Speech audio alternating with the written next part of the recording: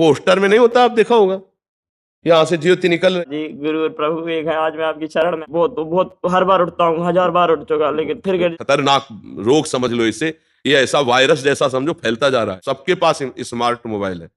हमें लगता है कि जो बच्चे हैं उनको छोटा वाला मोबाइल देना चाहिए।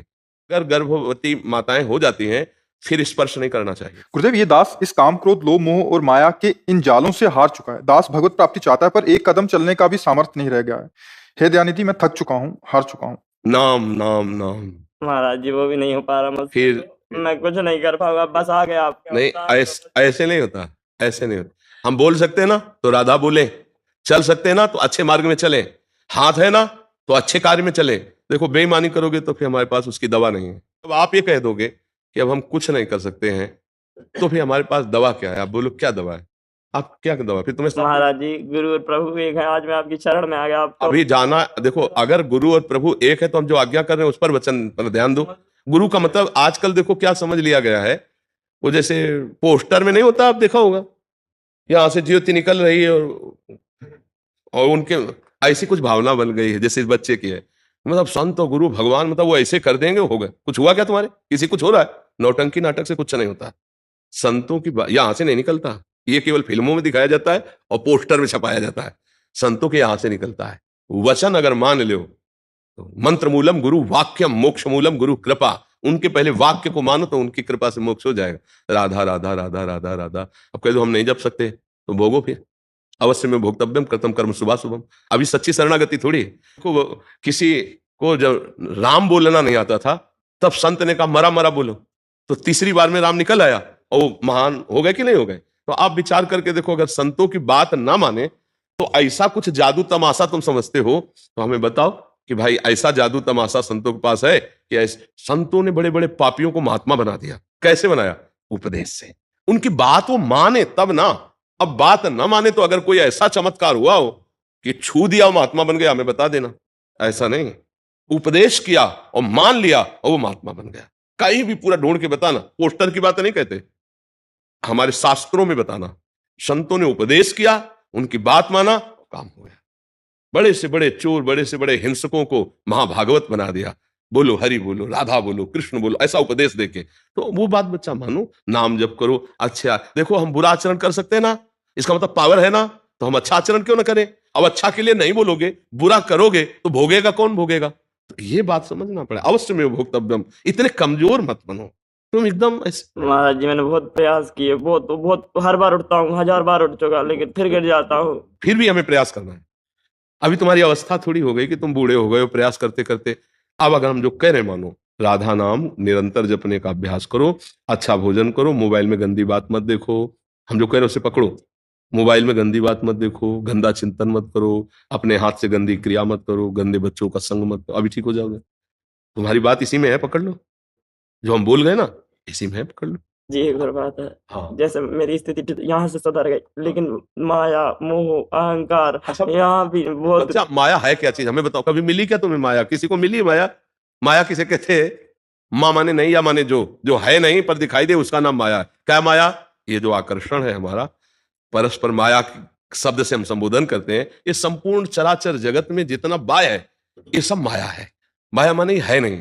है कौन? श्री भगवान है। देखो स्त्री में श्री भगवान है, पुरुष में श्री भगवान है, हर जीव में भगवान। क्या हम कभी भगवान मानते हैं किसी माता बहन को?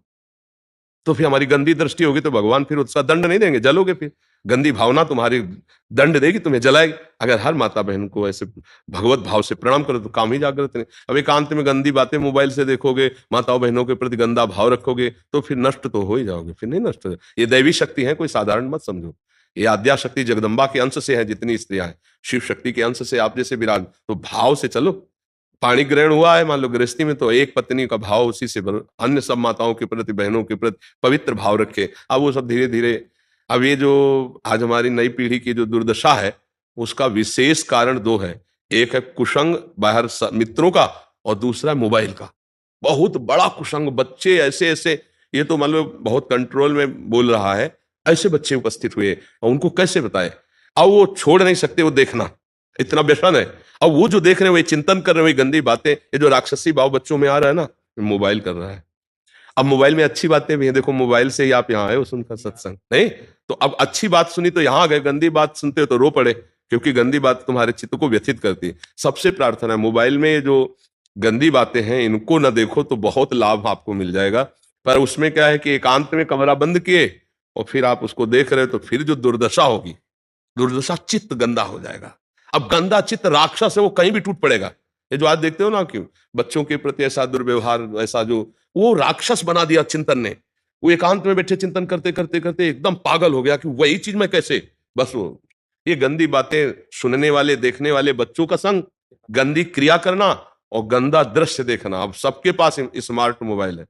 हमें लगता है कि जो बच्चे हैं उनको छोटा वाला मोबाइल देना चाहिए, बस फोन कर लो, बस इतना होना चाहिए। इसलिए होना चाहिए, आज का समय ऐसा है कि मोबाइल के बिना काम चलेगा भी नहीं बच्चों का। तो अब स्मार्ट इतने बड़े बड़े मोबाइल हैं, वो सब ज्ञान है उनको, और वो सब सर्च करके तो फिर अब वो बच्चे बहुत, अब जैसे बच्चा अभी क्या अवस्था है, खेलने कूदने की अवस्था, भी कोई विकारों से ग्रसित होने की अवस्था है, पर वो हार चुका है।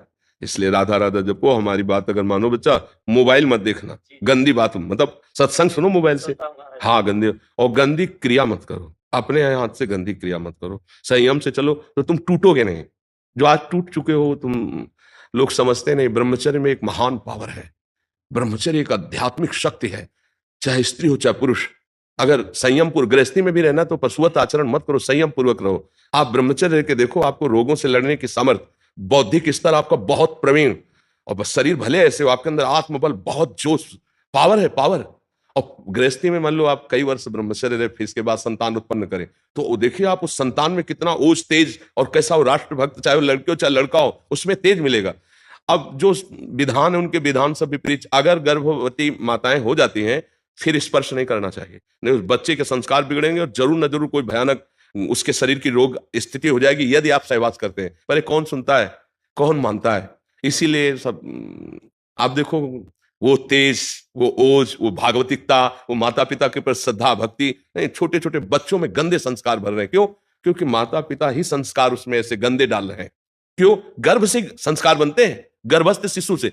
गर्भ में ही तो चक्रव्यूह रचना तोड़ना सीखा था अभिमन्यु ने, गर्भ में ही तो प्रहलाद जी ने उपदेश करके भक्त महान बना दिया प्रहलाद जी को, नारद जी ने उपदेश करके प्रहलाद जी को। अच्छा, गर्भस्थ शिशु के साथ आप जैसा व्यवहार करेंगे, मान लो मां गर्भवती हो गई, अब आपको धैर्यपूर्वक पवित्र, जब तक संतानोत्पत्ति पूर्ण तब तक पवित्र जीवन और खूब नाम जप और भक्त, तो देखो उससे, तो इसलिए आजकल छोटे छोटे बच्चे, छोटे छोटे जो अभी मतलब किसी योग्य नहीं है, वो आचरणहीन हो रहे हैं। तो ये बहुत बड़ी हमारे नई पीढ़ी में खतरनाक रोग समझ लो इसे, ये ऐसा वायरस जैसा समझो फैलता जा रहा है। छोटे छोटे बच्चों में जहां चेतना जागृत हुई तो उनको मिल गए ऐसे दोस्त, और गंदी बातें सिखाना, गंदी बातें दिखाना। तो इनसे बचा जाए और राधा नाम जपा जाए, खान पान पवित्र रखा जाए, तो ये दशा नहीं आएगी। टूटो मत तुम, भगवान के जन हो, भगवान के अंश हो, ऐसा नहीं टूट